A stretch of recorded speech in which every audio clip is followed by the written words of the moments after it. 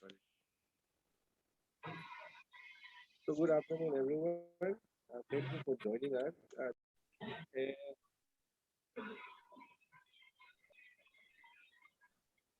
so I'm moving from Nagpur, and we have with us Dr. Arpit. So it's just be a 1 hour session. And so I'll request, let us go as per the participants list. Maybe Dr. Yaspol, if you can just tell us from which OST center you are, and you can just introduce yourself. Now we'll start with Dr. Yaspol.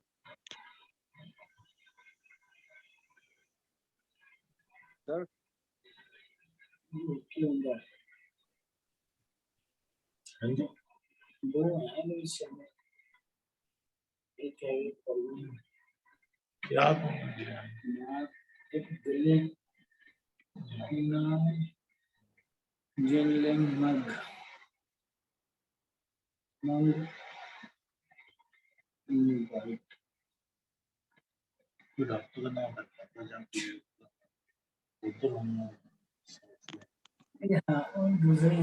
yeah.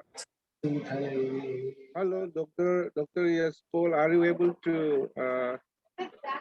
Are you able? Is here? Are you? Can you introduce yourself, sir? And then after that, we'll go to Dr. Ashima.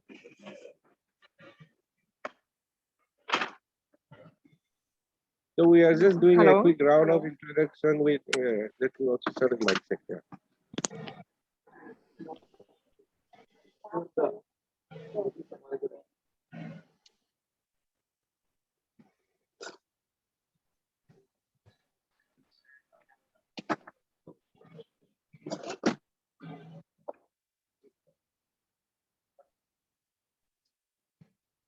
Maybe we can start with someone else, Moo, if Dr. Yashpal is not there or is not able to hear us. Dr. Ashima, can you just give us a quick introduction?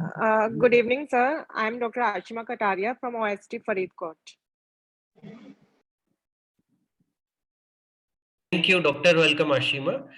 Can we have a little bit details of yourself, like for how long have you been working with the OST Center, and whether you had attended the OST induction training or not? So can we have those details as well? Okay, yeah, I'm working from last 2 years, and I have not attended any meeting or any training. Okay, so is the Punjab OST training been done, Moo, or is it pending? Yeah, I think it has been done already. It is done already. Okay. Induction Okay. training.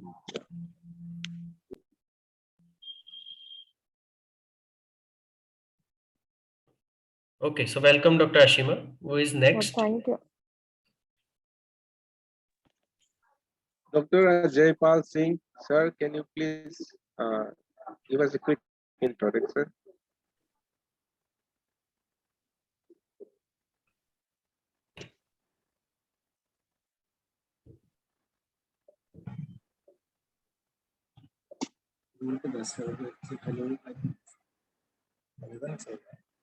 Hello? Ah, sir, we can hear you. Hello? Yes, doctor, we can hear you. Hello?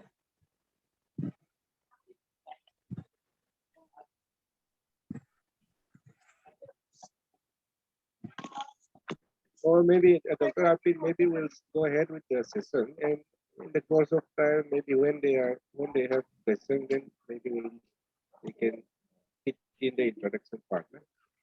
Yeah, okay. To save time, maybe we can go ahead. Yeah. Okay, okay. So, good evening to you all.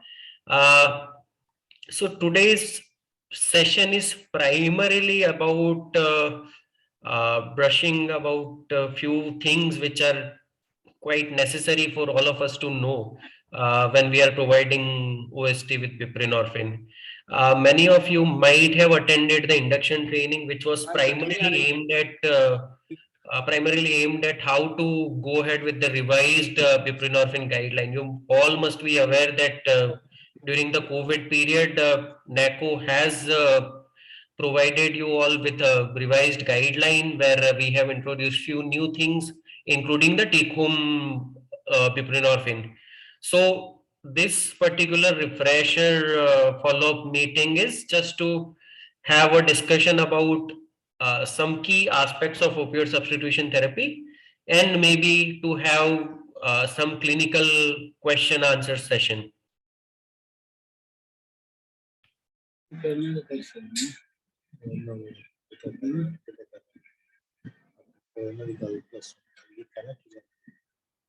So is it visible? My PPT, is it visible?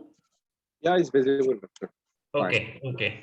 So we'll be talking about few key aspects of opioid substitution therapy using buprenorphine. I'll be talking about what exactly is the opioid substitution therapy. What are some of the pharmacological properties of buprenorphine, which we should all know while we are prescribing the medication? And what is an ideal OST medication, and whether our buprenorphine fits the bill for ideal OST medication or not. And then we'll go on to discuss some case scenarios, and I'd like to have uh, suggestions of you all on the case scenarios. So let us start with the opioid substitution therapy. When you are practicing this at OST center, you come across many patients, many family members who comes to you and they'll say, you are kind of just substituting my one sort of nasha with another sort of nasha, right? Most of our patients, many of our patients, they have such myth in their mind, misconception in their mind, and at times we are not able to clear that myth from the patient's mind. So why exactly buprenorphine is not a nasha, and why is it a medicine? We also need to be clear about that. So when we are talking about opioid substitution therapy, although this is an archaic term, we don't usually use substitution per se nowadays. We use term opioid agonist therapy because we are not merely substituting one form of opioid with another form of opioid. No, it is not like that. What we are substituting is that from illicit drugs of abuse like heroin, which the purity of which we are not very well aware of, we are substituting it with a legal alternative, a medically safer alternative. The drugs of abuse which are found on the streets, they are medically unsafe. We are not very well aware what all is mixed in those heroin or smack or whatever they are using, what substances they have used to cut heroin. So we are substituting medically unsafe form of recreational opioid with a safer form of agonist medication.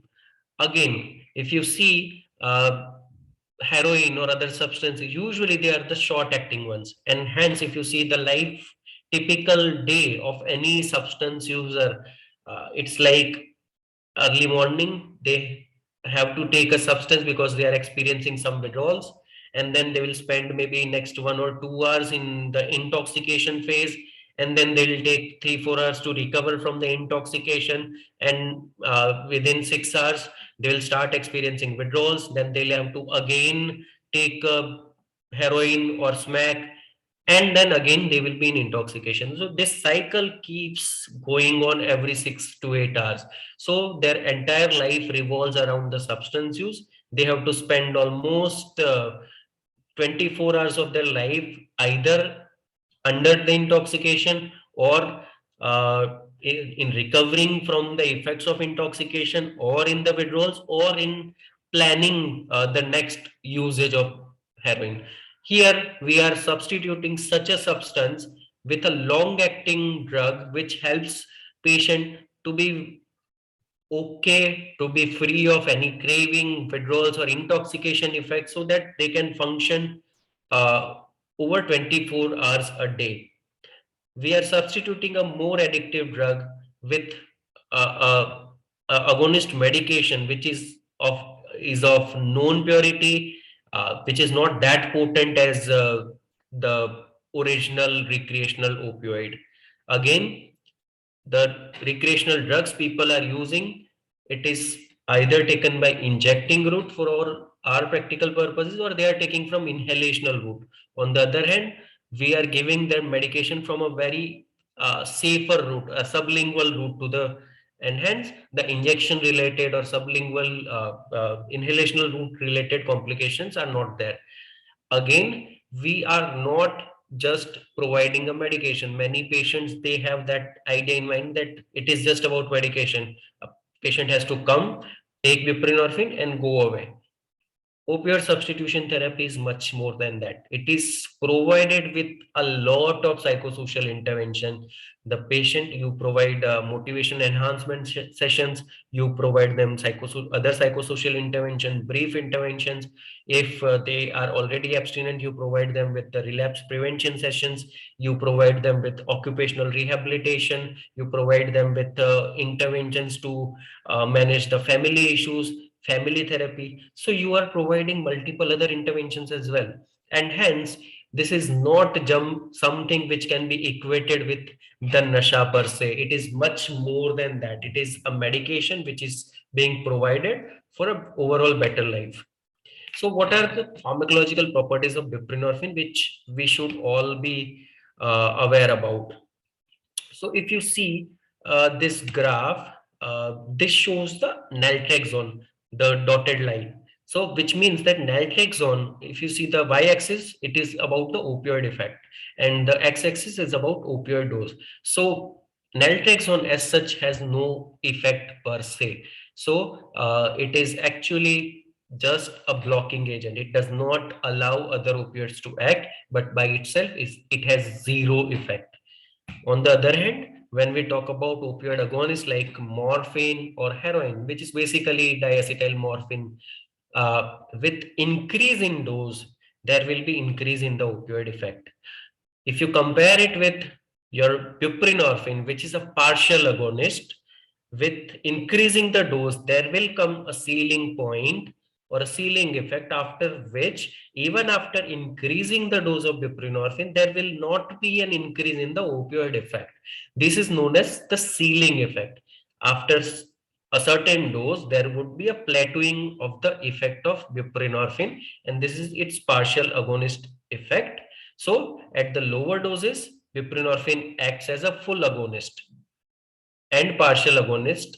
So their effects are the same. At higher doses, full agonist like morphine, the effects continue to increase with dose. With partial agonist, further increase in dose will have no increase in the effect. And this is known as the ceiling effect. So what are the clinical implications of this ceiling effect? The chances of respiratory depression, we are worried about one major thing, opioid overdose, and it is one of the major cause of mortality among this group of patients. So chances of respiratory depression even with higher doses of buprenorphine is very minimal, and hence there is a very less chance of death even in, so buprenorphine even in higher doses or overdoses is much safer than your full agonist.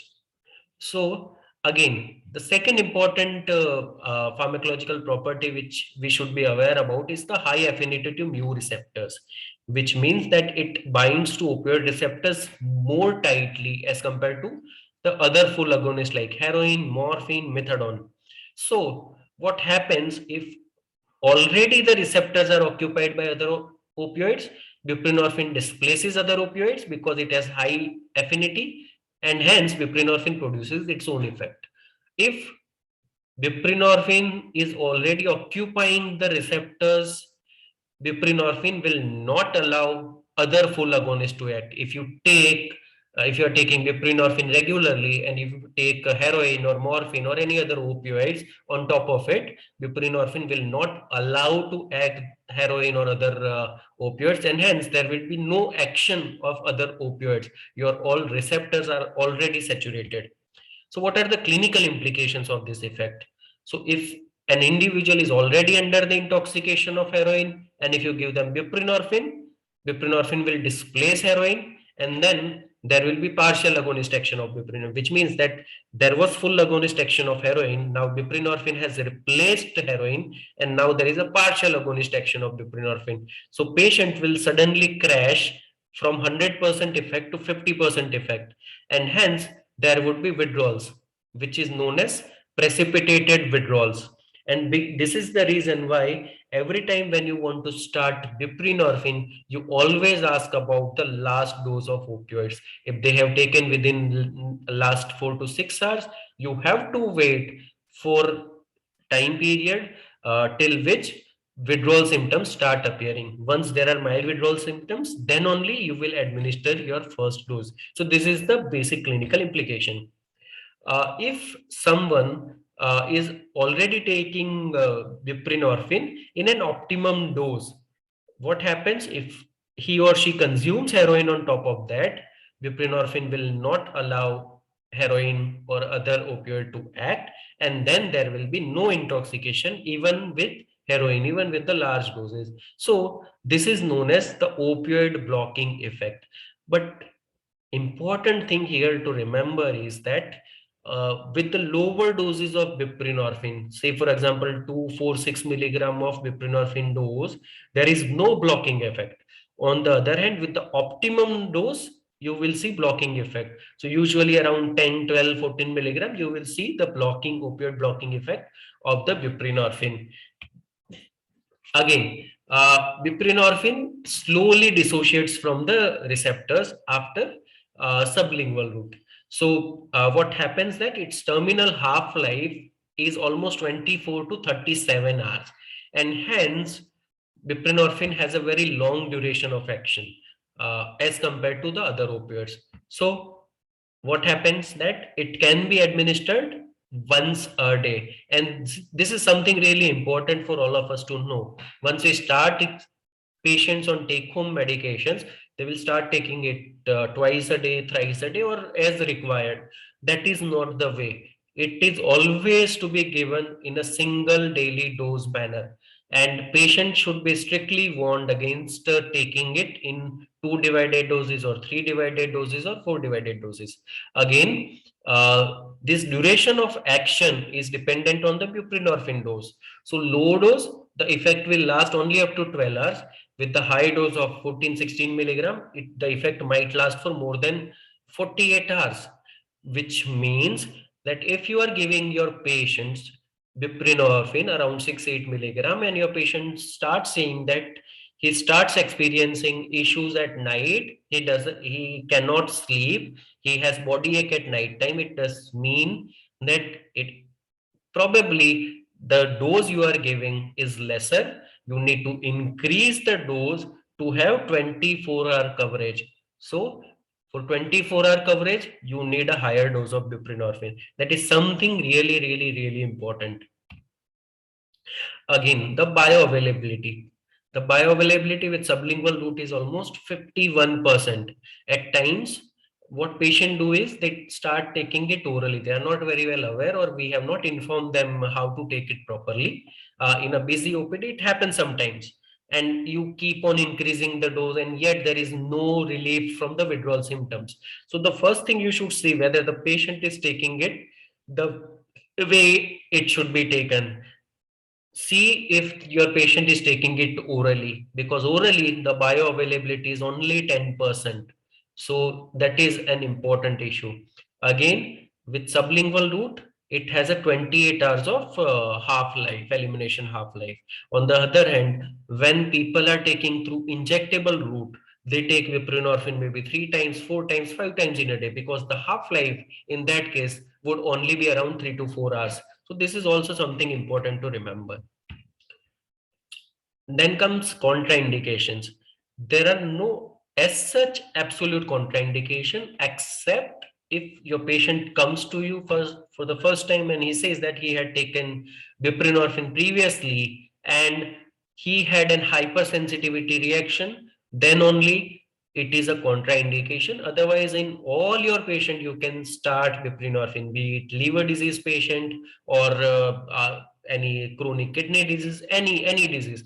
you can start buprenorphine, probably at a lower dose, but you can start it.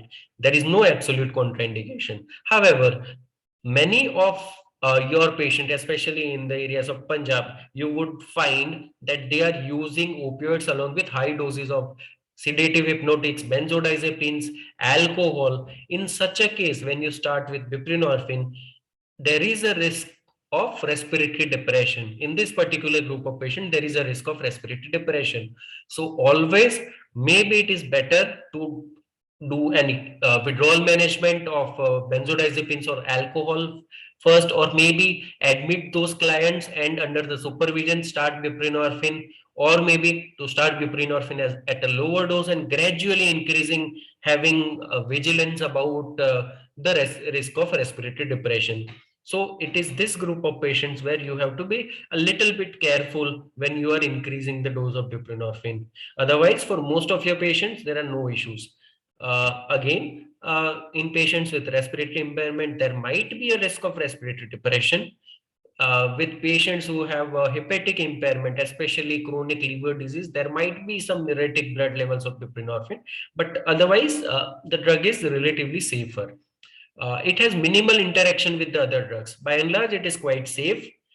Only you have to take care of the patients who are taking another brain depressants like benzodiazepines, or they are taking opioid agonist. In case of opioid agonist, I have already mentioned, it might precipitate withdrawals.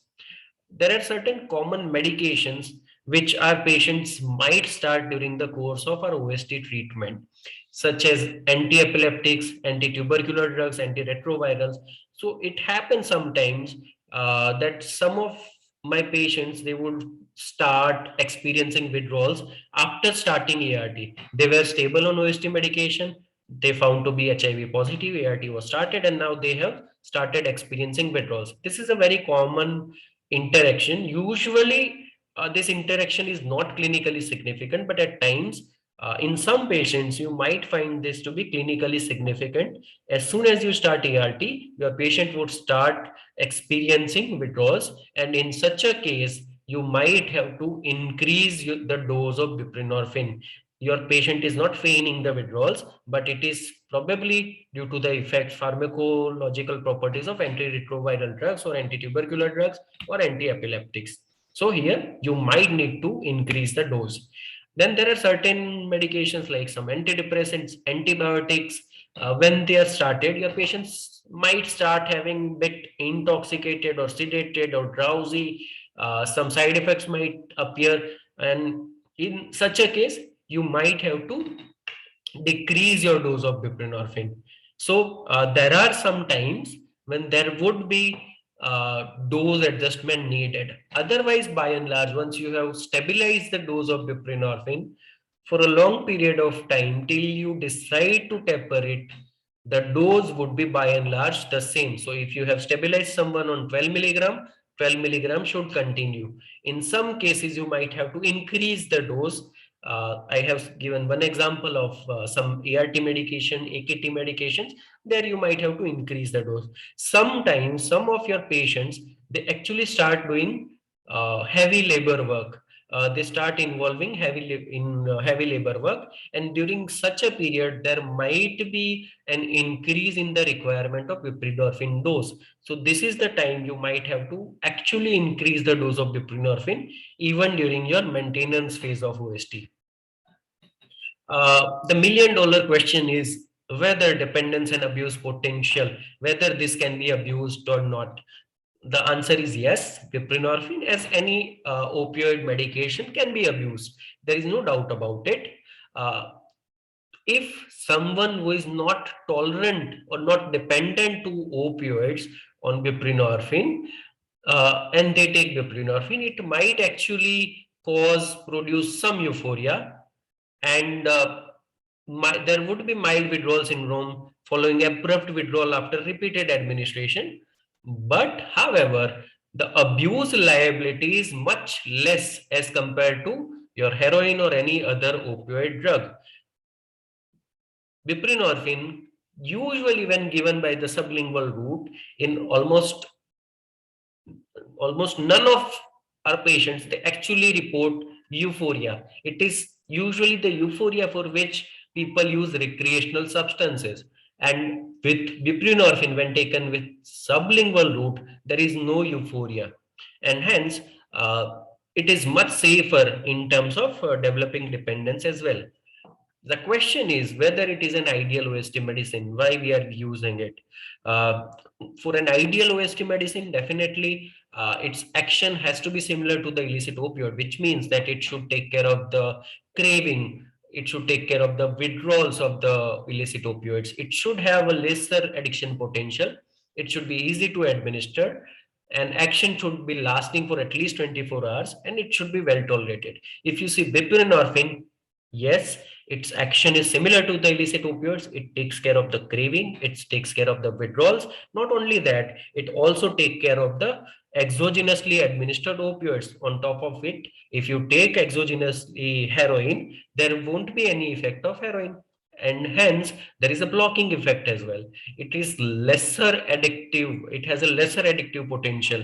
It is easy to administer. We are giving it through sublingual route. Its action may even last for 24 hours, sometimes even 48 hours. And the side effects are usually it is well tolerated. Side effects in most of the cases of buprenorphine or OST, it is related to the doses. It is dose related. So it is either due to over medication or under medication or under dosing, and not a classic side effect in that case. So this is all I have to say about the buprenorphine pharmacology. Any questions about it? Any questions on this part of the presentation? And then we'll go on to some clinical scenarios, case-based scenarios. Any questions or any doubts on anything which I have said till now? Any questions? Feel free to ask questions. Sir, what about starting buprenorphine in female patients or pregnant patients? Okay. Female patients, again, there is nothing, no contraindication. You have to start buprenorphine if it fits your OST criteria. Regarding pregnancy, again, the drug of choice during pregnancy is buprenorphine. So never ever attempt detoxification for your patients. The drug of choice is buprenorphine. So you might start buprenorphine as you usually do in any of your opioid dependence case. It is possible that once you have stabilized, even during the third trimester, there might be requirement of increasing the dose of buprenorphine. So that might happen that you may have to increase the dose during third trimester. But by and large, buprenorphine or methadone is the drug of choice during this period. And never attempt to stop or taper buprenorphine. If patient is too insistent on stopping buprenorphine, attempt it only during the second trimester, not in the first or third trimester. Sometimes when you are giving buprenorphine after the delivery, some neonate may develop neonatal abstinence syndrome, but it is not your headache, it is pediatrician's headache. They will provide morphine for the management of neonatal abstinence syndrome, and the neonate would be fine in 2 or 3 days at the max. So yes, the treatment of choice even during pregnancy in female patients is buprenorphine. I hope that answers your question. Thank you, sir. Any other questions? Sir, nowadays we are getting buprenorphine and naloxone combination of medicine at OST centers. So is there some difference between the abuse potential between the simple buprenorphine and with naloxone? So yes, pharmacology, buprenorphine naloxone was actually made to kind of decrease the abuse potential of buprenorphine. So in buprenorphine, there is buprenorphine and there is naloxone. Buprenorphine is 2 milligram, naloxone is 0.5 milligram. So naloxone is an opioid antagonist. You all are aware about it. So when you are taking it through sublingual route, buprenorphine naloxone acts just like buprenorphine because naloxone is not absorbed orally. So if you take it sublingually, the effects will be only of buprenorphine and not of naloxone at all. It is primarily aimed at preventing diversion or injection drug use. So if someone tries to inject buprenorphine naloxone, theoretically, naloxone acts much faster than buprenorphine. So what happens that naloxone binds to your opioid receptors before even buprenorphine can act, and hence there will be no euphoria if they inject the buprenorphine naloxone combination. So that is the pharmacological rationale behind it. So if they do not get euphoria, they will not inject buprenorphine. That is the case. Okay, sir. Thank you. But this is a clinical, theoretical or a pharmacological explanation. It happens sometimes people who inject buprenorphine naloxone also, they report that they get high after injecting. So maybe the dose of naloxone is probably lesser than what it should be, or maybe some other reasons. We are not very sure about it. But the primary reason of buprenorphine naloxone is to deter from injection drug use. The second important thing is to understand that if you have both buprenorphine and buprenorphine naloxone, use only buprenorphine naloxone for the take-home dosage and not buprenorphine. Second, when you are shifting someone from buprenorphine to buprenorphine naloxone, they both are the same, interchangeable. So the dose would be the same. There is probably no need to increase or decrease the dose. It will be the same. All right, sir. Yeah. Any more questions? Yes, sir, I have a question. Yes, sir. Please go ahead, Doctor. Dr. J.S. Dillon. Recently, there was a study regarding buprenorphine and naloxone combination. They have tried putting naloxone into 1:1 ratio, and still there were cases reporting of euphoria. So in that case, pertaining to the program guidelines, what is still the rationale behind using and procuring buprenorphine naloxone combination? Because still we have patients coming from confined environments like jail programs, and all of them, when I ask them, they report euphoria. And what is your takeaway with this? I see. I agree with you that there are people who actually report euphoria after using this. And this was the study, I guess, was done by AIMS only. One of my seniors had done this study. And they saw that, yes, it might be possible to increase the naloxone amount in the buprenorphine naloxone. And despite that, there would be some people who would experience euphoria. It is the case, but it is just one study. We need more kind of evidence before we can conclude about it. But the major thing is, yes, definitely, even with buprenorphine naloxone, people can inject. There would be people who would have euphoria, but it is much safer as compared to the buprenorphine, and hence in the program we are using whatever is available. The best possible available solution is buprenorphine naloxone. So that we are using. It was not available previously, so we had to give even take home with buprenorphine. Once it is available, we'll be using buprenorphine naloxone. If we have a better alternative in the future, we'll try to include that also in the program. Yes, sir. Thank you. Sir, I have another question regarding precipitated withdrawals. I've seen certain psychiatrists and people prescribing buprenorphine along with tramadol. And I don't understand how does it works, because as we have studied that if we have taken any pure agonist before buprenorphine, it will displace and the net effect will decrease. But still, practically, people are taking it and it is covering their withdrawal. Can we say whether the buprenorphine dose is less and the receptors are still lying vacant, or there could be some other reason? So see, the thing is, there is no rationale to add one opioid to another opioid, right? If you are giving in well enough dose, your all receptors are taken care of by buprenorphine, which is a stronger opioid than tramadol. So there is no need to add tramadol it might be the case, yes, that during the night time you haven't given a proper dose of buprenorphine, patient are experiencing some withdrawals, and patients are taking tramadol, and it is showing its effect. If it is showing its effect even on buprenorphine, which means that yes, definitely your dose is not enough. You need to increase the dosage. It's as simple as that.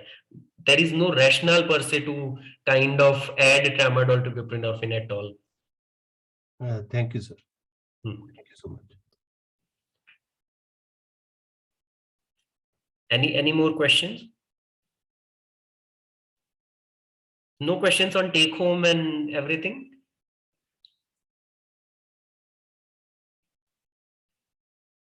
Take home related, some clinical issues or some administrative issues, anything? I'd be happy to answer.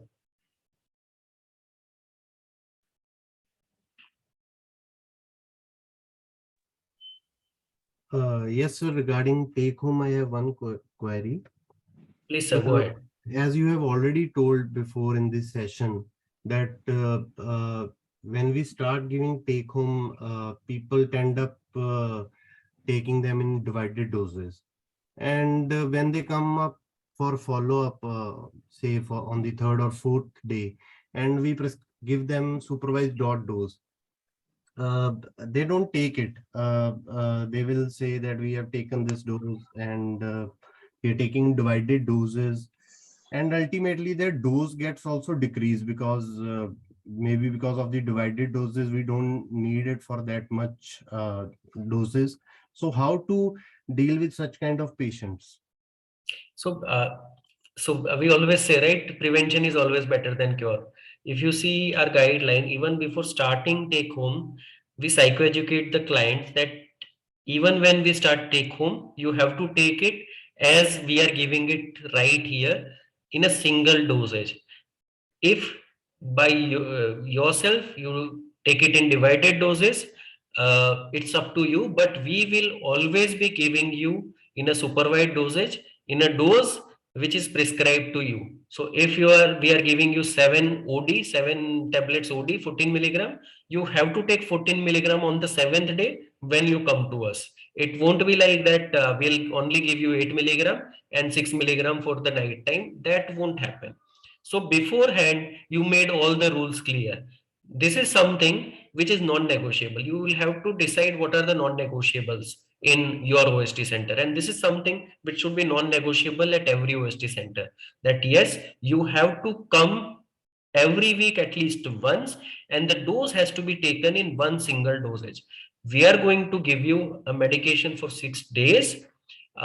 You take it in a single dosage. If again and again this is happening, you have a kind of right to stop their take home medication, shift them to daily dispensing till kind of they agree to take it in as prescribed. So if you see any such kind of issues where they are not following the advice, they are not coming up for follow up, they are making unnecessary demands, in such a case you have a very well right to shift them to daily dispensing.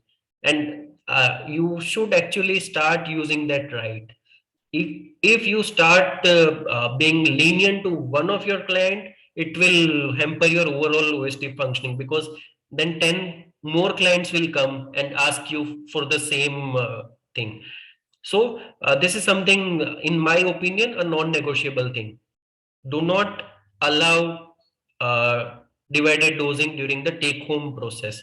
They have to take it. If kind of they are not using it as prescribed, always kind of involve family members, ask the family members to give it in a single dosage. At times what happens is they once they are on take home, they start kind of saving some medications probably for the future use, if they are not able to come. Those kinds of issues they have in their mind, that हाँ अगर 7 दिन नहीं जाना हुआ तो मैं क्या करूंगा, तो थोड़ा थोड़ा बचा लेता हूँ. Those kind of issues also happen. So you might have to clarify all those possible clinical scenarios from beforehand, before starting take home, so that such issues does not arise. So that is the thing. A good communication is always better. What is expected from the client when you are providing them take home, and what if the expectations are not met? What will be done? It has to be clearly communicated to the client before starting the take home medication. Thank you, sir. Dr. Arpit, Yes. Doctor, actually, I have one question. Mhm. In Punjab, in general, the attendance of the OST clients is quite good. They come quite regularly. But then, like in every other state, we have this few percent who come only for 15 days or even less than that, irregular people. So, how do we minimize this? And then, what should be done with such type of people who come maybe even less than 15 days, which we call this irregular? So they are not coming very regularly. Yeah. See, the thing is, there might be many reasons for this irregular kind of thing. The major reason I could see is the motivation issue. Motivation is not that good, or that they are coming only when heroin or other opioids which they are using is not available. They don't have the money, so they will take buprenorphine for those days, and for other days they would use that. So probably the first thing we have to do is identify what are actually the issues. Uh, in my opinion, the most important issue would be the motivation of the clients. So maybe we need to work more on the motivation of the clients. What exactly is the reason for him to not seek treatment, and work upon it? So that would be the first step. But again, it would differ from client to client. Every client might have a different reason, but yes, I guess the most common reason would be that they are not motivated enough, and we have to work on their motivation level. Maybe involve the family members, maybe see what are the major reasons they had initially sought treatment, and try to work on that. So that might be one way out.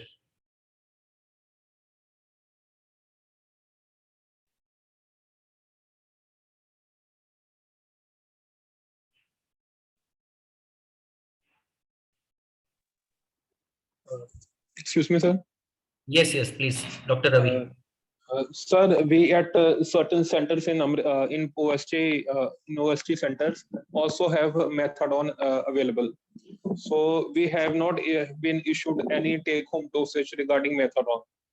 So in certain cases, when our client who are usually bus truck drivers or bus or cab drivers, they tend to go out of station. So is there any way that we can usually we refer to a patient to a psychiatrist, and they can give him some kind of medicine like tramadol, prescribe him some kind of medicine like tramadol and all. So is there any way that we can give methadone as a take-home dosage for 1 or 2 days? So I think the question, the answer to your question is, as of now we don't have a guideline per se for methadone. Mung, if I am aware, when I was there only, I guess the methadone centers were considered to be given to the DTC program, and I guess methadone centers were not available. ऐसा कुछ हुआ था, I guess. Was it the case? Yeah. So do we have a methadone center under NACO? Sir, no at longer OST have center, methadone. Huh? We no longer have. sir, we at Yeah. OST center Amritsar have a methadone center under PSAX, but we are getting methadone from New Delhi AIMS. Exactly. We have transferred it to NDDTC. So that is what, no? It was transferred to the DTC scheme, right? Through the Yes, sir. NDDT. So Yes. NDDT have some guideline of DTC, how to provide take home during the COVID. If you go to the DTC website, there is a guideline to provide 1 day or 2 day at the most of take home. What they were doing is they were providing it in small bottles or whatever is available. in 2 or 3 bottles a daily dose. So that was they were doing, but I'm not very sure about methadone because the methadone is right now not under the NACO program, and it has not been discussed at length how to go about the take home of methadone. But definitely under the DTC guideline, you will find it. Okay, sir. Okay, sir. I'll ask Dr. Atul Ambekar also if they can acknowledge me over the procedure. Okay, sir. Thank you. Any more questions?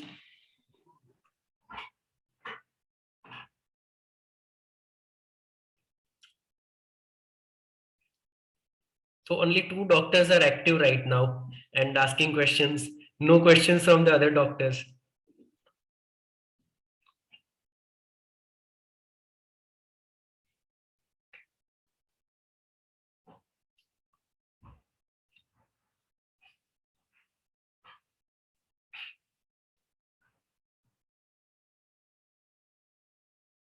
Okay, can we have a discussion on such some case scenarios?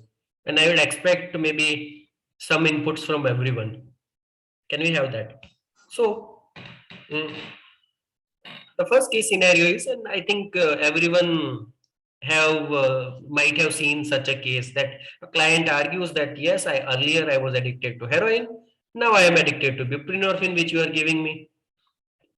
So what do you do in such a case? How do you defend that OST intervention is something a medicine, something an intervention, a medical intervention, and not an addiction as you are claiming? So how do you go about it? Anyone? Sir, basically, we will try to first of all counsel the patient that buprenorphine as such is not an addictive medicine. The only reason he is saying this because he is facing withdrawals after two or 3 days after not taking any medicine. So we try to counsel him that if he wants to get rid of buprenorphine medicine, there is a simple procedure by which we can reduce his dose on a weekly or monthly basis, and then he can easily get rid of buprenorphine. But then he would also claim that even he can get rid of heroin the same way. That can happen, right? Yes, sir. But so, sir, the question here is how would you defend that buprenorphine? What we are doing is something different from what was happening before the client came to us. How would you defend that? I think that was my first slide. Sir, may I? Yes, please. So, sir, I'll speak in Hindi. So, patient usually जब आता है, they will after like 6 to 7 months or so, after being very regular, client के family member ही आके बोलेंगे कि अब तो ये इस गोली पे हो गया है, अब आपने तो अब ये इसका आदी हो गया है.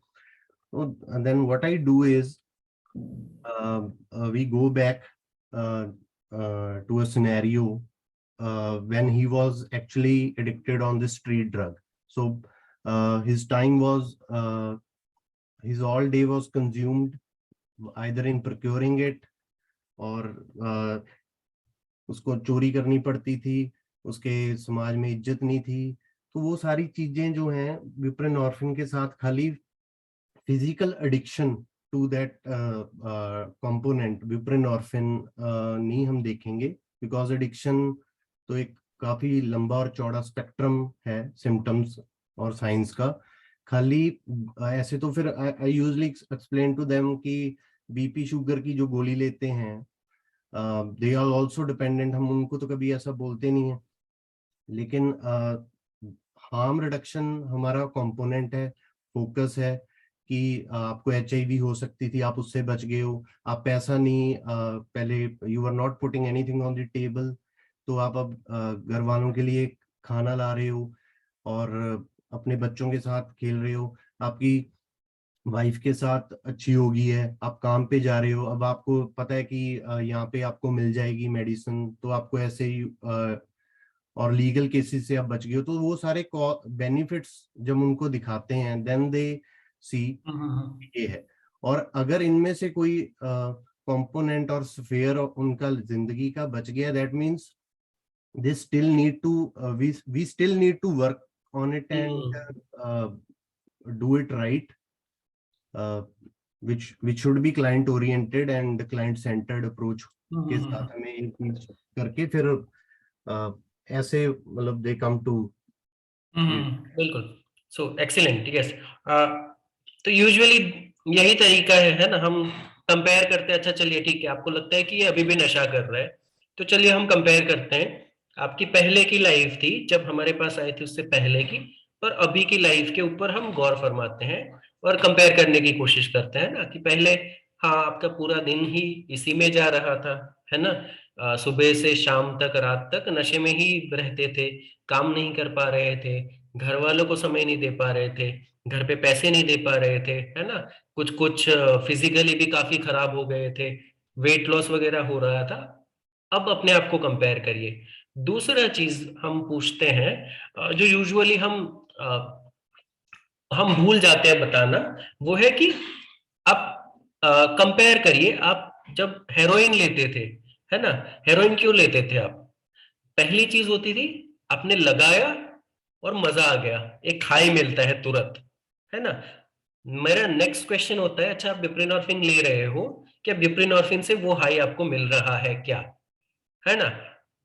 ये मेरा दूसरा सवाल होता है। फिर मरीज पूछते हैं नहीं नहीं, बट इसको भी तो बंद करने पे ये इतनी टूटन हो जाती है, ये हो जाती है, वो हो जाती है ना।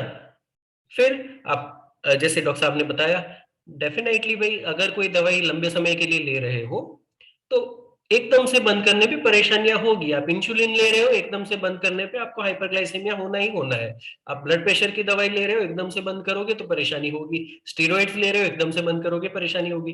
तो कुछ दवाई ऐसी होती है जिसको धीरे धीरे कम करके करनी पड़ती है, क्योंकि बॉडी आपकी एडजस्ट हो चुकी होती है उस दवाई के लिए।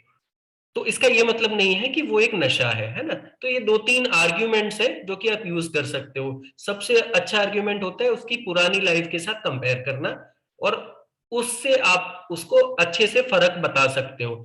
ये नहीं कि हाँ नहीं देखो वो वाला मरीज था, वो अब कितना अच्छा हो गया, दूसरों का उतना काम नहीं करता है ना। हाँ, अगर कोई नया नया मरीज आया है और अभी तक उसमें वो इंप्रूवमेंट नहीं हुए, उस केस में आप दूसरे का भी एग्जाम्पल दे सकते हो, है ना। बट अदरवाइज खुद का एग्जाम्पल ही काफी फायदेमंद होता है। और ये बहुत इंपॉर्टेंट है, बिकॉज बहुत सारे पेशेंट जैसे ही 2-4 महीने 6 महीने हुए नहीं कि उनको लगने लगता है सब कुछ चीजें ठीक हो गई है, मैं क्यों ये नशा कर रहा हूँ, ये दवाई का नशा ही कर रहा हूँ, है ना। और वो आपको बार बार फोर्स करेंगे दवाई को बंद करने के लिए, है ना। तो तब ये बहुत जरूरी है ये वाले जो इश्यूज हैं, मिथ्स हैं, उसको क्लैरिफाई करने की, कि भाई ये कोई नशा नहीं है जो हम आपको दे रहे हैं, है ना। इसको लेके नशा होता नहीं है।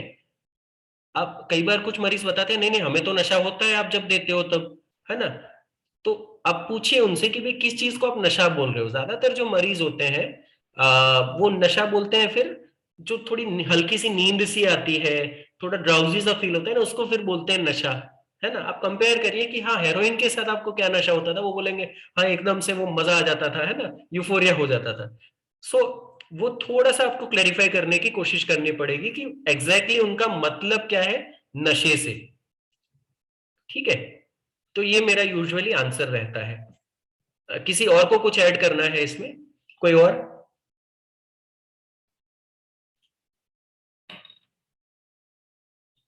ठीक है। दूसरा है कि अ, एक क्लाइंट है, हेरोइन पे डिपेंडेंट है, ओएसटी ले रहा है, 6 महीने हुए हैं और अब उसको लग रहा है कि वो रिकवर हो चुका है एडिक्शन से और उसको ओएसटी बंद करनी है। क्या करना चाहिए? कमेंट्स, सजेशंस, आप लोग क्या करेंगे? बहुत कॉमन सिनेरियो है। पेशेंट आते हैं 2-4 महीने 6 महीने लेते हैं, उनको लगता है अब तो हम ठीक हो गए, अब बंद कर दो। क्या करना चाहिए?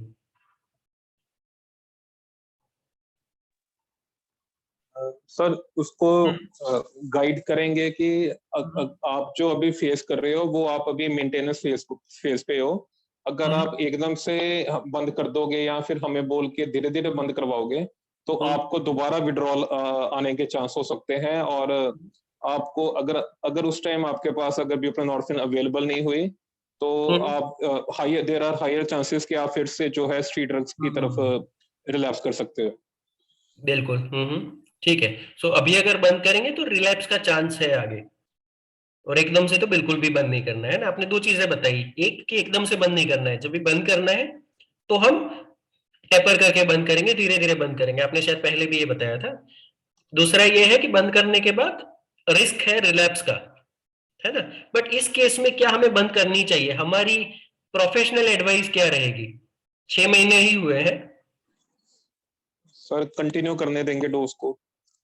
कब तक? Sir at least for a year.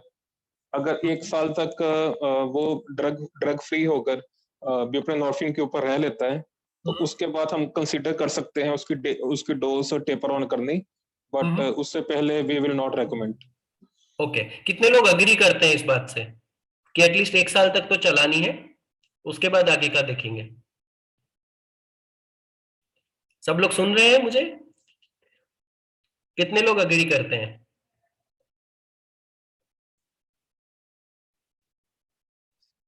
Sir, I agree to this. At least 1 year it should be given. And secondly, duration is not the criteria. Whether we are not running for the utopian goals. We are behind that a client or a person with substance use disorder has a tendency to lead a very good life to its best, and that is what we should thrive for. And meeting up with that goals after sitting with the client, it can take up to years. Rather than saying that 6 months or 1 year is there, then we should stop and taper. We should see what are his needs and how he can be best in all the domains, and he should be well. Concept of wellness should be brought up, and that is how I look at this. Okay, good. Any other comments or oppositions to whatever Dr. Jaskavar and Dr. Ravi has said? I can see Dr. Garja Singh. Sir, आप कुछ add करना चाहेंगे? Sir, आप muted है, थोड़ा unmute करना पड़ेगा आपको।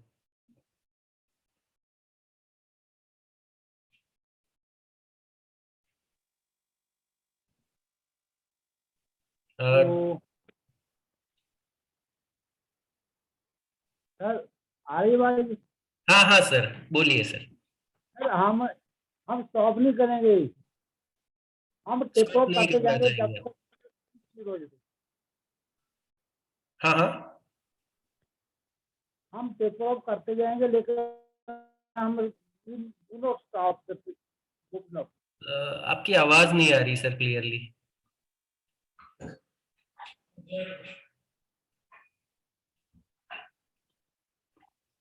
सर आपकी आवाज क्लियर नहीं आ रही।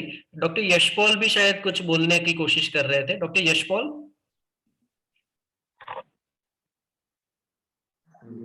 हेलो। हाँ सर प्लीज। हाँ जी सर, वैसे यहाँ पे ना वीडियो ठीक नहीं था। हाँ, कोई बात नहीं, आप वीडियो बंद करके भी बोल सकते हैं, नो इश्यूज। अच्छा, आप वो जो बात कर रहे थे ना, उसको ना टेपर ऑफ करने की भी, उसको अगर वो 2 महीने के बाद कहता है कि मैं ठीक हूँ, अब उसको छोड़ देना चाहिए। पहले तो उसके हम साइंस एंड सिम्टम्स ऑब्जर्व करेंगे, वो फिजिकली कितना फिट है। अगर वो प्रॉपर वे नाल अपना काम करता है और घर वालों के साथ प्रॉपरली सपोर्ट कर रहा है, तो फिर हम उस लाइन पे सोच सकते हैं, वरना इसको हम प्रॉन्ग कर सकते हैं। Okay okay. सो डॉक्टर यशपॉल जी का कहना है कि असेस करेंगे और कोशिश करेंगे उसको थोड़ा सा प्रोलॉन्ग करें अभी, है ना। अभी 6 महीने ही हुए हैं, 2-4 महीने ही हुए हैं, तो अभी नहीं बंद करनी चाहिए। सही है? हाँ जी। हाँ, रविंदर जी कुछ बोलना चाह रहे हैं, उन्होंने हाथ ऊपर किया हुआ है।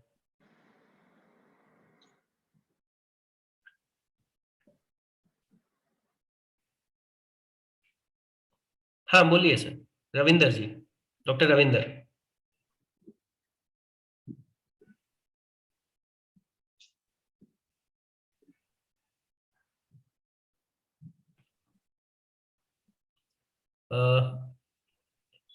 डॉक्टर आशीमा, डॉक्टर प्रदीप कुछ बताना चाह रहे हो? Doctor Ashima.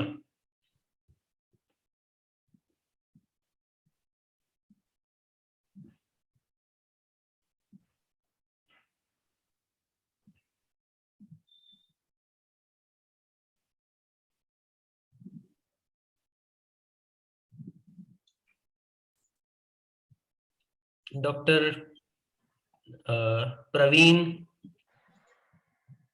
Doctor Ramesh, doctor Yogeshwar, doctor Jagdish, doctor Ajay Pal Singh,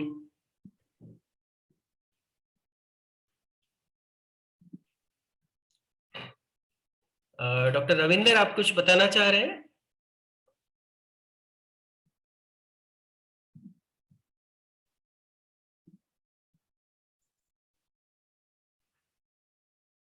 ठीक है। सो यूजुअली जो आप लोगों ने बोला कहीं ना कहीं सही चीजें हैं। एक चीज ये है कि कभी भी ड्यूरेशन कोई क्राइटेरिया नहीं है। ओएसटी चालू रखनी है कि नहीं, ड्यूरेशन के बेस पे डिसाइड नहीं होता है। बट हाँ, एक चीज जरूर है कि एटलीस्ट 1 साल तक तो चलानी ही चलानी है। 1 साल से पहले तो सोचना ही नहीं है ना? वो एक इंपॉर्टेंट चीज है। ड्यूरेशन क्राइटेरिया नहीं है। तो सवाल आता है क्राइटेरिया क्या है? कब हम सोचेंगे कि अब बंद कर सकते हैं, और बंद करनी है तो कैसे करनी है? अ, बंद करने के लिए जो क्राइटेरिया है कि जो हमारे ट्रीटमेंट गोल्स थे एट द इनिशिएशन, क्या वो अचीव हुए हैं कि नहीं? क्या हमारा ट्रीटमेंट गोल सिर्फ सब्सटेंस यूज बंद करना था? नहीं, बिल्कुल नहीं, है ना। सब्सटेंस यूज, ओपियोइड बंद हो जाए, बाकी का सब्सटेंस यूज बंद हो जाए, उससे जो जो नुकसान हुए थे, फैमिली में जो जो इश्यूज हुए थे, सोशल जो नुकसान हुआ है, ऑक्यूपेशनली जो नुकसान हुआ है, काम धंधा नहीं कर रहा था, काम वगैरह ठीक से बिल्कुल चलने लगा है, घर पे पैसे देने लगा है, नहीं दे रहा है, बच्चों का ख्याल रख रहा है, नहीं कर रहा है। तो ये सारे डोमेन में जहां जहां पे इश्यूज हुए थे, जहां जहां पे कॉम्प्लिकेशंस हुए थे, क्या वो सारे कॉम्प्लिकेशंस अब नहीं रहे? क्या ओएसटी शुरू करने के बाद इन सब चीजों में फायदा हुआ है कि नहीं हुआ? अगर हुआ है तो क्या पेशेंट अब कॉन्फिडेंट है कि वो बिना दवाई के भी आगे जाके बिना नशे के रह सकता है? ये बहुत इंपॉर्टेंट चीज है, पेशेंट का कॉन्फिडेंस। क्या पेशेंट कॉन्फिडेंट है? कॉन्फिडेंट का मतलब ये नहीं कि आके उसने बोल दिया नहीं नहीं नहीं मैं रिकवर हो गया, वो वाली बात नहीं है ना। आपने जो आपका असेसमेंट किया होगा उसमें आपसे आपको पता चला होगा कि बीच बीच में जब भी हाई रिस्क सिचुएशंस आई है, क्या पेशेंट ने नशा किया था, नहीं किया था, ऑल्टरनेटिव स्ट्रेटेजीज यूज कर पा रहा है, नहीं कर पा रहा है, उसका फैमिली सपोर्ट अब है, नहीं है। तो वो सारी चीजें, साइकोसोशल सपोर्ट कितना स्ट्रांग है, वो सारी चीजों के बेस पे आप डिसाइड करेंगे कि पेशेंट कितना कॉन्फिडेंट है ना। दूसरा जो इंपॉर्टेंट चीज है, पेशेंट के साथ साथ फैमिली मेंबर का भी कॉन्फिडेंस जरूरी है। ऐसे नहीं है कि भाई मुझे लग रहा है कि भाई 1 साल हो गया, तू ठीक हो गया, चल तुझे बंद कर देते हैं, नहीं, ये नहीं होगा। ये एक कंबाइंड डिसीजन होता है, डॉक्टर, पेशेंट, काउंसलर और फैमिली मेंबर सब लोगों को साथ में मिलके जब ये लगता है कि नहीं अभी दवाई की जरूरत नहीं है, तब हम डिसाइड करते हैं कि हाँ चलो हम बंद करने की सोचते हैं। दूसरा ये है कि हम दवाई बंद कर रहे हैं, हम इलाज बंद नहीं कर रहे हैं, दोनों में फर्क है। दवाई बंद होने के बावजूद भी ट्रीटमेंट चलता रहेगा, तो दवाई बंद होने के बाद भी आपका मरीज आपके पास आके मिलता रहेगा। जहां जहां इश्यूज आ रहे हैं, स्ट्रेस को कैसे हैंडल कर रहा है, क्रेविंग वाली सिचुएशन को कैसे हैंडल कर रहा है, उसमें और आके क्या कर सकते हैं, वो सारी चीजों का डिस्कशन चलता रहेगा। तो मेडिसिन बंद करने का मतलब ये नहीं है कि हम उसको छोड़ देंगे कि भाई नहीं अब कल से तुम मत आना, नहीं, ऐसा नहीं होगा। और एक इंपॉर्टेंट चीज है, जब भी हम बंद करने की सोचते हैं यूजुअली 3 से 6 महीने लगते हैं उसको टेपर ऑफ करने में। कभी भी एकदम से कम करके बंद नहीं करना है। अगर थोड़ा जल्दी करना चाह रहे हैं पेशेंट को एडमिट करके फिर धीरे धीरे कम करिए, मे बी 10-15 दिन में, बट ओपीडी बेस पे यूजुअली 3 से 6 महीने तो लग जाते हैं। तो जब भी टेपर ऑफ करना है उसको धीरे धीरे टेपर किया जाना चाहिए। खास करके जो लास्ट के 4 मिलीग्राम है उसको तो बिल्कुल स्लोली होगा, उसमें ज्यादा दिक्कत आएगी, है ना। सो मेरा ये है कि अगर कोई यूएसटी ले रहा है और ठीक चल रहा है, ओएसटी में छेड़खानी मत करिए। अगर चलती है उसको चलते रहने दीजिए। अगर एक्सट्रीम इश्यू आ रहे हैं, नहीं आ पा रहा पेशेंट, बिल्कुल है ना कॉन्फिडेंट है और बिल्कुल एडमेंट है कि नहीं अब मैं नहीं आ सकता हूँ, उस केस में आप सोचिए कि हाँ बंद कर दे। कई बार क्या होता है कि इवन 2-3 साल 4 साल 5 साल के एब्सटिनेंस के बावजूद ओएसटी बंद करने पे रिलैप्स का रिस्क हाई रहता है, पेशेंट रिलैप्स हो जाता है और जो आपकी 5 महीने की मेहनत है वो सारी पानी में चली जाएगी। हो सकता है वो सारे ही कॉम्प्लिकेशंस वापस आ जाए। तो आप जब भी सोचेंगे सोच समझ के डिसाइड करिए, सबको एक साथ मिलके बिठा के फिर डिसाइड करिए, है ना। ओएसटी जब हम बंद करते हैं 50% चांस है कि फिर से रिलैप्स हो। आपके 50% मरीज वापस रिलैप्स होके आएंगे अगले 1 या 2 साल में, 50%। तो आपको एब्सोल्युटली श्योर होना है कि हाँ इस पेशेंट में तो एटलीस्ट मैं देख रहा हूं कि बहुत ज्यादा रिस्क नहीं है रिलैप्स का। डेफिनेटली रिलैप्स का रिस्क हमेशा ही रहेगा, वो 1 साल बाद हो, 2 साल बाद हो, 5 साल बाद हो, रिस्क ऑफ रिलैप्स हमेशा रहेगा। बट जहां पे आप कॉन्फिडेंट है, सब लोगों को साथ में डिसीजन है, आप लोग डिसाइड कर सकते हैं कि हाँ बंद करते हैं। बट कभी भी 1 साल के अंदर तो कभी भी नहीं, है ना। 1 साल तो यूजुअली लगता है, जो जो नुकसान इतने सारे हुए हैं घर में, मोहल्ले में, काम पे, पढ़ाई में, हर चीज में नुकसान हुए हैं। आप 1 साल से नीचे में कैसे ये सारी चीजें ठीक हो सकती है। टाइम लगता है, समाज में जो रिस्पेक्ट गई है ना, उसको भी थोड़ा सा मिलने में समय लगता है। सो आपका जो ट्रीटमेंट गोल है सिर्फ नशा बंद करवाना नहीं है। एडिक्शन में ट्रीटमेंट का गोल होता है बाकी सारे भी जो कॉम्प्लिकेशंस हुए हैं उसको ठीक करना, और दूसरा जिन वजहों से नशा कर रहा है मरीज उन वजहों का ठीक हो जाना। लाइफ में जो जो इश्यूज स्ट्रेसर्स थे वो सारे ठीक हो चुके हैं, वो भी एक इंपॉर्टेंट क्राइटेरिया है। ठीक है। सो ये मेरा टेक है इस चीज पे। इसमें किसी को कोई डाउट है या कुछ पूछना है? Sir excuse me. हाँ हाँ प्लीज। सर अगर हमने 1 साल के बाद टेपर ऑफ करना है, इसमें डोज का कोई कंसर्न है? If the patient is taking 2 milligram और 12 milligram, then how to we decide that should be continued for 1 year or not? एक बार आप मेंटेनेंस डोज पे पहुंच गए फिर तो आपको वही डोज चलाते रहना है। जब आप टर्मिनेशन पे आते हो, जब आप डिसाइड कर लेते हो कि अब मुझे ये बंद करना है, ठीक है, तो 12 मिलीग्राम चल रहा है, 12 मिलीग्राम चलता रहेगा। जब ठीक है। आपने डिसाइड किया कि भाई चलो अब हम इसको बंद करते हैं, उस केस में आप अगले 3 से 6 महीने का टारगेट लेके चलेंगे कि हर हफ्ते हम अराउंड 1 मिलीग्राम के आसपास कम करेंगे।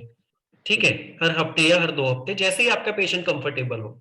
वो पेशेंट के कंफर्ट के ऊपर डिपेंड करेगा। कुछ पेशेंट है जो 2 मिलीग्राम पर डे भी झेल पाते हैं, कुछ पेशेंट है जो 1 मिलीग्राम पर वीक भी हैंडल नहीं कर पाएंगे, तो वो इंडिविजुअल केसेस पे डिसाइड होगा। बट 3 से 6 महीने तो यूजुअली आपको टेपर ऑफ करने में लगेंगे ही लगेंगे। खास करके जो लास्ट का 4 मिलीग्राम है उसमें ज्यादा प्रॉब्लम होगा, बिकॉज लास्ट के 4 मिलीग्राम के टाइम पे जो इफेक्ट थी वो अब 24 घंटे नहीं रहेगी। तो अब क्या होगा, विड्रॉल शुरू हो जाएंगे। तो हो सकता है जब लास्ट के 4 mg पे आओ तो आपको 2 या 3 बार में देनी पड़े और फिर टेपर ऑफ करना पड़े, ये भी हो सकता है। If the patient is put on only on for 4 or 2 milligram and he wants to stop the medicine, then how we should continue? अगर आपने टेपर करने का डिसाइड करा हुआ है तो टेपर करेंगे। अगर आपने डिसाइड किया कि नहीं अब नहीं हो पा रहा है, मरीज से कंटिन्यू करना है, तो basically go back to your usual dose. 2 milligram या 4 मिलीग्राम पे मत रखिए। अच्छा जी, फिर जो साल वाला क्राइटेरिया वो एप्लीकेबल है? साल वाला कोई क्राइटेरिया नहीं है, साल कोई क्राइटेरिया नहीं है, मैं वही बता रहा हूँ। मैं बोल रहा हूँ कि जो क्राइटेरिया है वो है कि आपके सारे ट्रीटमेंट गोल अचीव हो चुके हैं, और दूसरा कि पेशेंट कॉन्फिडेंट है, डॉक्टर कॉन्फिडेंट है, काउंसलर कॉन्फिडेंट है, और सारे लोग कॉन्फिडेंट है कि इस मरीज में काफी कम रिस्क है, नशा काफी टाइम से बिल्कुल नहीं लिया है, नशा लेने की जो जो जरूरत थी वो भी अब नहीं रही है, नशे से जो जो कॉम्प्लिकेशंस हुए थे वो भी अब नहीं रहे हैं। उस केस में आप डिसाइड करोगे कि इसको बंद कर सकते हैं। बट ये बिल्कुल एटलीस्ट एक साल तक तो सोचना ही नहीं है, मैं ये बोल रहा हूँ कि इसकी बंद करनी है, नहीं। जब भी क्लाइंट आएगा 1-2 साल तो आपको सोचना ही नहीं है, चलाते रहिए।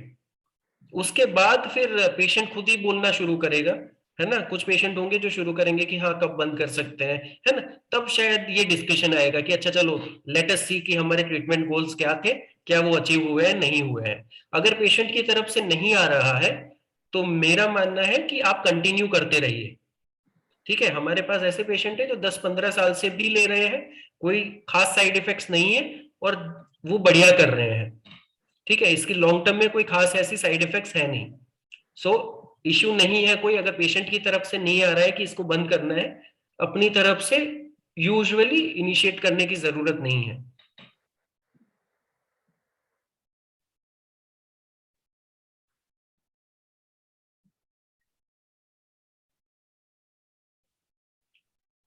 ठीक है,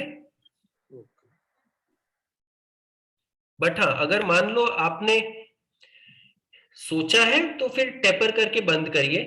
ऐसे नहीं कि बीच में फिर हाँ 2-4 मिलीग्राम पे, कई कई कई जगह पे देखा है कि 0.4 0.8 पे भी लंबे टाइम पे रखा जाता है, वो चीज नहीं है ना। अगर बंद करना है तो बंद करिए, अगर चालू रखना है तो उनको जो उनका जो रूटीन डोज है उस पे रखिए, है ना, वो बीच वाले पे नहीं।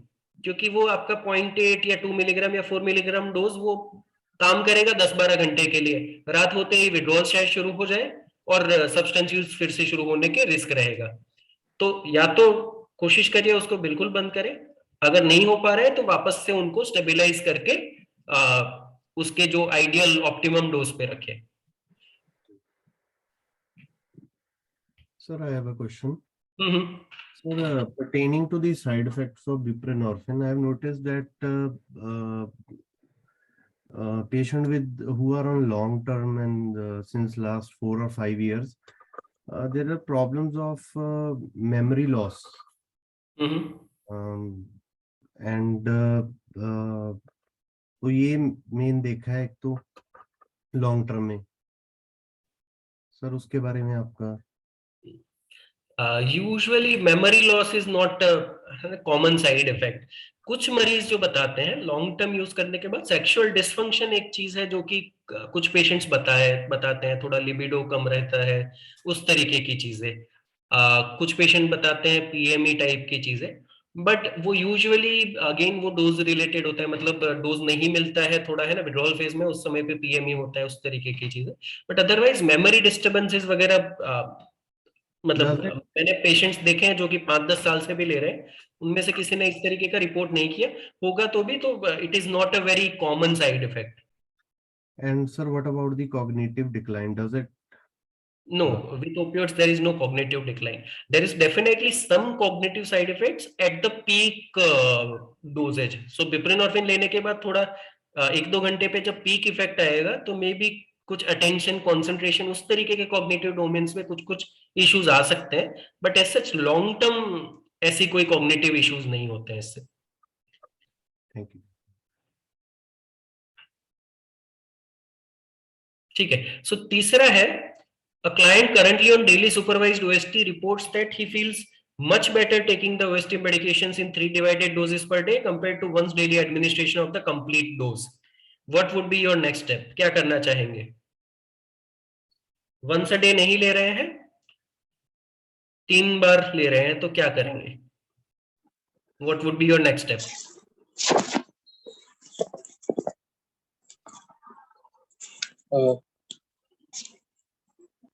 हाँ doctor Ravi, please go ahead. Sir पहले तो उसको सुपरवाइज करेंगे कि ये जो आप जैसे मेडिसिन ले रहे हो तो ये बिल्कुल ही गलत है, कल को इन केस किसी कारण उनको जैसे सपोज आउट ऑफ स्टेशन जाना पड़ जाता है, और अगर उनके पास उस टाइम पे ब्यूप्रेनॉर्फिन अवेलेबल नहीं होती है, तो उनको दोबारा फिर से क्रेविंग स्टार्ट हो सकती है और वो फिर से स्टीरॉइड्स की ओर मतलब कि रिलैप्स हो सकते हैं। दूसरा है कि उनसे हम पूछेंगे कि अगर आपको एक बारी मेडिसिन लेने में अगर शाम को जाकर दिक्कत होती है, तो आप चाहो तो अपनी डोज जो है इंक्रीज करके देख लो, बट ब्यूप्रेनॉर्फिन को एक ही बारी में लिया करो। बिल्कुल, एग्जैक्टली। सो फर्स्ट स्टेप होगा कि हम चेक करें कि भाई उसको विड्रॉल्स तो नहीं हो रहे हैं, है ना। ये बहुत ही कॉमन होता है, कुछ लोगों को सिंगल डे डोज पे आप दे रहे हो बट वो उतना डोज में नहीं है कि जिसका 24 घंटे असर रहे। तो ज्यादातर मरीज जिनको थोड़ा विड्रॉल होता है वो यूजुअली बताते हैं कि रात को नींद नहीं आती है, हल्का फुल्का पेन रहता है, रात को नींद नहीं आती है, और इस वजह से हम रात के टाइम भी थोड़ा बहुत ले लेते हैं। सो हम ऑफर नहीं करेंगे, हम बोलेंगे कि नहीं भाई आपका जो डोज है वो ठीक नहीं है, हम इसको थोड़ा सा बढ़ाना चाहेंगे। तो हम पहले तो आपको एक सिंगल डोज पे ले आएंगे। सिंगल डोज के बाद अब मुझे कल बताओ कि रात में क्या क्या परेशानियां आई। अगर रात में कुछ परेशानियां आई है, विड्रॉल्स आए हैं, हम आपका डोजेज बढ़ा देंगे। ठीक है, खास करके कुछ पेशेंट्स में प्रोट्रैक्टेड विड्रॉल सिंड्रोम होता है। प्रोट्रैक्टेड विड्रॉल मतलब हल्का फुल्का बॉडी एक, कुछ सेक्सुअल डिसफंक्शन, थोड़ा सा स्लीप डिस्टर्बेंसेस, ये लंबे समय तक चलता है, 3 महीने 6 महीने भी चलता है। तो ऐसे केसेस में वो पेशेंट क्या करते हैं, डिवाइडेड डोजेज में लेना शुरू कर देते हैं। तो जरूरी ये है पेशेंट का एक क्लियर साइको एजुकेशन हो कि भाई देखो ये ऐसी दवाई है जिसका असर 24 घंटे रहता है। अगर नहीं रह रहा है 24 घंटे तो मतलब दवाई का डोज ठीक नहीं है, हमें दवाई के डोज को थोड़ा सा ठीक करना पड़ेगा। ठीक है, ये हमारा पहला स्टेप रहेगा। वो ठीक करने के बाद देखिए कि क्या परेशानियां अभी भी रह रही है। कुछ लोग बताते हैं कि कुछ विड्रॉल्स नहीं हो रहे बट थोड़ा सा स्लीप डिस्टर्बेंसेस रहते हैं। उस केस में आप एक लो डोज बेंजोडाइजेपिन रात को ऐड कर सकते हो, या ट्रेजोडोन ऐड कर सकते हो, मिल्टाजापिन ऐड कर सकते हो, इस तरीके की दवाई भी ऐड कर सकते हो आप रात को स्लीप के लिए। ठीक है, तो एक स्लीप डिस्टर्बेंस काफी कॉमन होता है जिसकी वजह से लोग रात को भी लेना शुरू करते हैं ये। ठीक है, इसमें किसी को कुछ और पूछना है, ऐड करना है?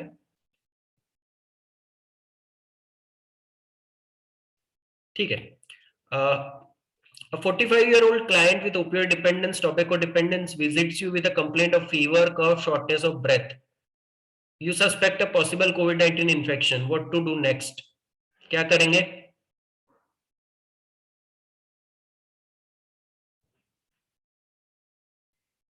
So basically सवाल है टेक होम के ऊपर, देना है टेक होम, नहीं देना है। ये पेशेंट टेक होम पे नहीं है अभी। सर देना है, देना है। ठीक है, कोविड-19 हमने कुछ एक्सेप्शंस भी रखे हैं, कुछ हमने सूटेबिलिटी क्राइटेरिया रखे हैं। आप टेक होम की गाइडलाइन देखेंगे, कुछ क्राइटेरिया रखे हैं, उसके साथ साथ मेडिकल इमरजेंसीज है, क्रोनिक मेडिकल कंडीशंस है, एल्डरली है जो नहीं आ सकते हैं डेली, ऐसे लोगों के लिए हमने एक्सेप्शन रखा हुआ है टेक होम डोजेज का। या आइसोलेशन में है कोई, या लॉकडाउन है, तो आप टेक होम का प्रोफॉर्मा भी देखोगे, उसमें ये सारी कंडीशंस हमने साथ में मेंशन कर रखी है। तो ऐसा नहीं है कि कोई मरीज अगर सुटेबिलिटी क्राइटेरिया क्लिनिकल स्टेबिलिटी का मीट नहीं कर रहा तो हम नहीं देंगे, ऐसा नहीं है। कुछ मेडिकल कंडीशंस ऐसी हो सकती है, उन चीजों में आप दे सकते हैं टेक होम, कोई इशू नहीं है उसमें। A client on take home OST followed up at the OST center after 2 weeks. He claims taking buprenorphine given to him regularly. How to ascertain his claim and assess if there is a loss of tolerance in the individual due to change in the pattern of substance use? कैसे assess करेंगे कि tolerance का loss हुआ है कि नहीं इस मरीज में? कैसे असेस करेंगे कि वो रेगुलरली बुप्रेनॉर्फिन ले रहा है कि नहीं ले रहा? सिंपल,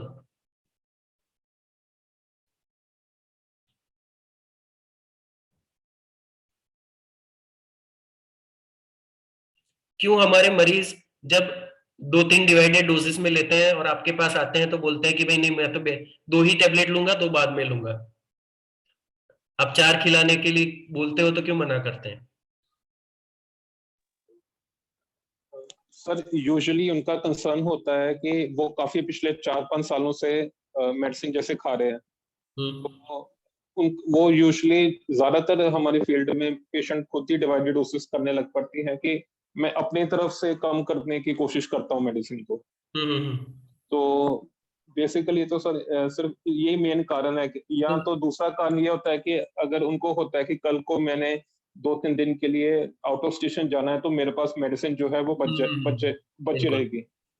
बट मान लो ये ऐसे 2-3 डिवाइडेड डोज में ले रहा है और हम बोलेंगे कि भाई नहीं एक ही डोज में ले लो अभी, तो क्या होगा?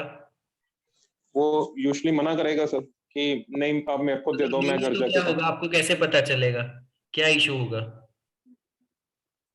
इंटॉक्सिकेशन हो सकती है है ना? यूजुअल से ज्यादा इफेक्ट आएगा, इंटॉक्सिकेशन होगा, सिडेशन होगा, डिजीनेस होगा, है ना? एंड उससे पता चलेगा कि पेशेंट आपका ठीक से ले रहा है या नहीं ले रहा है। अगर लॉस ऑफ टॉलरेंस है तो इस तरीके की इफेक्ट्स आएगी। अगर नहीं है, मान लो और कोई सब्सटेंसेस ले रहा है, मतलब उसका रिक्वायरमेंट और बढ़ा हुआ है, हो सकता है उसको विड्रॉल्स हो रहे हो, है ना? सो आस्क फॉर विड्रॉल्स। तो बेसिकली आप अपने सामने खिलाइए, देखिए इफेक्ट उतना ही है या ज्यादा आ रहा है। अगर ज्यादा आ रहा है मतलब वो टॉलरेंस लॉस कर चुका है, तो मे भी आपको शायद डोजेज में थोड़ा बहुत ऊपर नीचे करना पड़ेगा। अच्छा, एक और टेक होम के बारे में शायद इंडक्शन ट्रेनिंग में डिस्कशन हुआ ही होगा आपकी, है ना? किसी को याद है कब टेक होम देते हैं, हम किनको देते हैं, उसके क्राइटेरिया क्या क्या थे? सर एक तो पहले क्लाइंट रेगुलर होना चाहिए, दूसरा है कि सर मेंटेन डोज पे होना चाहिए। बिल्कुल, कितने टाइम के लिए? Sir time for sir last उसके मतलब 4-5 फॉलोअप्स जो हैं वो हो रखे होने चाहिए सर। एग्जैक्टली, है ना? एक तो भाई एटलीस्ट 3 महीने हो चुके होने चाहिए, 3 महीने Yes, में sir. एटलीस्ट तीन फॉलोअप हुए होने चाहिए, यस सर। है ना? तीसरा कि कि पेशेंट रेडी होना चाहिए आपके टेक होम के जो भी रूल्स रेगुलेशंस है सारे फॉलो करने के लिए, है ना? और Yes, sir. चौथा कि क्लिनिकली स्टेबल होना चाहिए। ये 4 चीजें थी। अब क्लिनिकली स्टेबल किनको बोलेंगे हम? कि भाई जो कि रेगुलर क्लाइंट है, काफी पिछले 90 दिन में 83 डेज तो वो आया हुआ है, उसको हम बोलेंगे कि रेगुलर है काफी। 83 से नीचे है तो मतलब हम शुरू नहीं करेंगे अभी टेक होम, ठीक है? दूसरा कि भाई ओपियोइड्स तरीके का नशा नहीं ले रहा है, पिछले 3 महीने से उसने नहीं लिया। बाकी जो अल्कोहल है, बेंजोडाइजेपिन है, वो बहुत ज्यादा नहीं ले रहा है बट ओकेजनल है ना? उसके अलावा कि ओवरऑल फंक्शनिंग इंप्रूवमेंट हुई है, आपने देखा कि भाई फैमिली फंक्शनिंग इंप्रूव्ड है, काम करने लगा है ना? घर पे कंट्रीब्यूट करने लगा है। तो ये सारी चीजें हैं जो बताएगी कि भाई अब आपका क्लाइंट है जो कि क्लिनिकली स्टेबल है। इसमें आपको बहुत ज्यादा मेहनत करने की जरूरत नहीं है, उसको रोज बुलाने की जरूरत नहीं है, ठीक है? तो इस इन मरीजों में हम टेक होम शुरू कर सकते हैं। ये आपका एक ओएसटी का टेक होम रिकॉर्ड शीट है ना? जो हमने ऑलरेडी बताया कि क्लिनिकली स्टेबल क्लाइंट है तो आप शुरू कर सकते हो। अगर लॉकडाउन है या किसी को कोविड-19 इन्फेक्शन है या किसी को सिग्निफिकेंट मेडिकल कोमॉर्बिडिटी है, एल्डरली क्लाइंट है, आप उनमें भी शुरू कर सकते हो, ठीक है? ये जो रिकॉर्ड शीट है जिसमें आपको मेंशन करना है कि कौन से कारण एलिजिबिलिटी इस क्लाइंट की है कि नहीं। इसके अलावा हमने जो क्लिनिकल स्टेबिलिटी की जो जो चीजें थी वो सारी ही इसमें मेंशन कर रखी है कि भाई फॉलोअप विजिट्स मिस कर रहा है, नहीं कर रहा, इंटॉक्सिकेटेड स्टेट में तो नहीं आ रहा है बार बार, बार बार ज्यादा डोज की डिमांड कर रहा है, ज्यादा लॉन्गर ड्यूरेशन के लिए दे रहा है। तो ये सारी चीजें हैं जो सजेस्ट करती है कि भाई शायद आपके मरीज को टेक होम अभी हम नहीं दे पाएंगे, ठीक है? तो ये टेक होम की शीट है जो आपको आपके सारे पेशेंट्स जिनका टेक होम शुरू करना है या जिसका चल रहा है वो आपको फिल करनी है, ठीक है? बेसिकली जो बाय रूल आप मैक्सिमम 6 डेज की आप दे पाओगे, 6 डेज की मेडिकेशन और 1 दिन की सुपरवाइज, है ना? टेक होम का मतलब ये नहीं है कि आप सुपरविजन नहीं करेंगे, 7 में से 1 दिन आपका सुपरविजन रहेगा, बाकी के दिन फैमिली मेंबर का सुपरविजन रहेगा। इतना ही फर्क है टेक होम और डेली सुपरवाइज्ड में। इसमें भी सुपरवाइज्ड ही रहेगा बट कोशिश करेंगे कि फैमिली मेंबर सुपरवाइज करे, ठीक है? सो ये एक बेसिक रूल है कि 7 दिन में जब भी मरीज आपके पास एक बार आएगा, उसमें तो आपके सामने खाएगा ही खाएगा, उसमें कोई दो राय नहीं है कि उस दिन भी वो लेके चला जाए, ऐसे नहीं होगा। ठीक है, तो ये हमेशा याद रखिएगा। ठीक है, और कुछ सवाल, कुछ क्वेश्चंस? और कोई सवाल? No sir.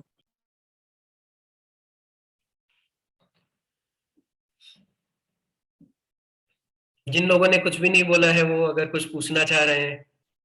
आई होप मैं ज्यादा बोरिंग नहीं था।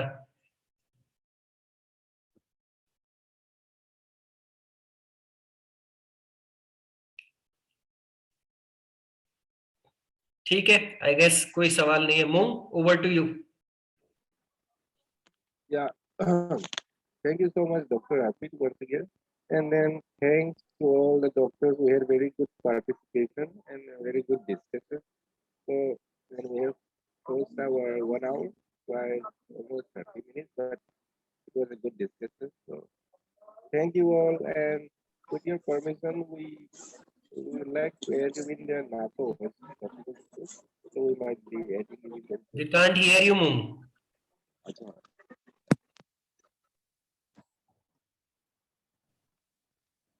Can you hear now? Yes. So sorry, I'm having some technical issues. So thank you, Dr. Arpit, and then thank you all the doctors. We had very good participation and then very good discussions, and we will see you later. Okay, thank you. Thank you. Thank you, sir.